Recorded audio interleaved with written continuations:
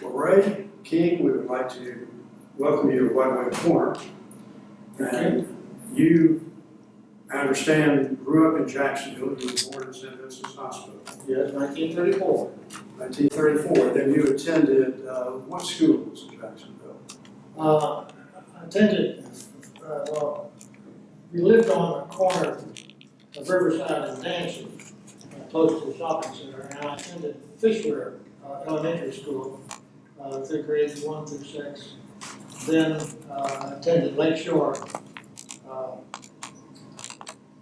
They call it middle school now, but it was junior high school then. It was grade 7 and 9.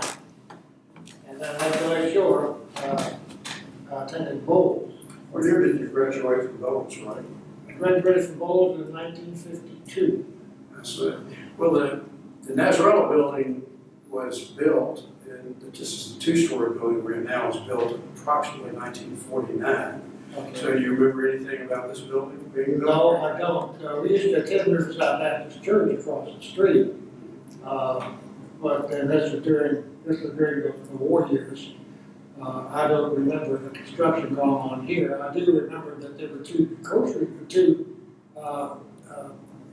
drugstores on either of the corner, opposite each other. As we would go by the drugstore after we got to church and get whatever. So you, I guess, remember the one-story building on the corner that was built in 1927, because you would have had a lot of interaction with that. Well, I wasn't here. I wasn't around in 1927. Oh, I know that. I'm talking about between 1934 and going to the Riverside Baptist Church.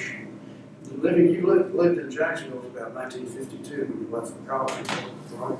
Yes, we lived in Jacksonville. We started off living on Oak Street, in a duplex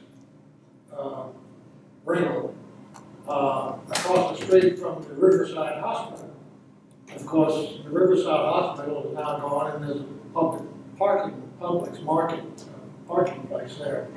Then we moved when I was about 5 or 6 years old. We moved to the corner of Riverside and Nancy. That's where I began in school at Fishware. Then we moved from Riverside and Nancy to the corner of Herschel Street and Van Wert. It's a 2-story white house right next to the park. Well, what I find very interesting about you, Ray, is the fact that you basically left Jacksonville after high school in 1952.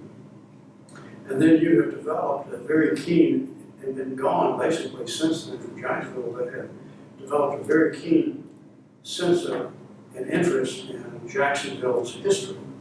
And you have published a number of books involving two books involving Jacksonville history. That's You also, two's the number. 2 is the number. okay, and two's a great number. Two's more than I can remember. There's so many people I know.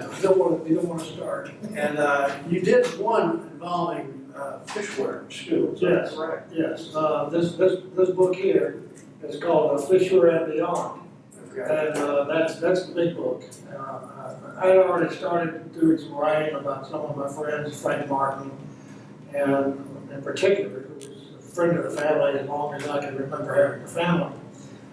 And in 2002, I went to the 50th reunion of the Bowles High School with my class. And their association with some of my friends at the Bowles reunion got me reconnected with some of my friends at Fishware. And I went to visit Pokey Smith, Richard Smith, in Morris, who lived in Clearwater. Bob Sanders told me where he lived. And so I went down and visited them one time, and then they said, well, when you go visit Pokey, take him off a soft chair because Pokey was lost all the wealth, and he was talking your ear off. And I went to visit Pokey, and we talked in his kitchen for 9 hours, and his wife served us dinner.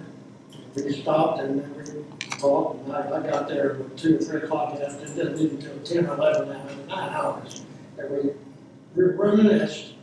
And Pokey was so glad to see me because he said, you are confirming some of the stories I've been telling to people that nobody believes. Now you're confirming them. So I started taking mental notes, I got home and started writing, and So what year did you write the one about Fishware and Beyond? I wrote that in 2008. Okay, now is Fishware still having like a 100th anniversary coming up? In May the 19th of this year, Fishburne is going to celebrate its 100th anniversary. And it's going to be, that'll be a Friday afternoon, May the 19th, between 5:30 and 8:30 in the evening. They're going to have all different kind of activities, open house, naturally. So copies of your book will be there too? I'm working on a second edition, but this book is a little bit, it's got some, when you write a book, you go back and look at it to find mistakes and some things you wish you could have had in it, you didn't. So I'm working on the second edition, and I want to have it ready in time for the Fishware 100th anniversary on May the 19th. I want to have some CD copies of the book available to give out as granted and gifts. Well, we would like to, if we could, put some of the pictures from your original book onto our website so that people can check them out if they would like to. What do you think about that? You already have. I know that we did not actually get a lot of the names. We got a lot of the pictures, but you had the names of the people.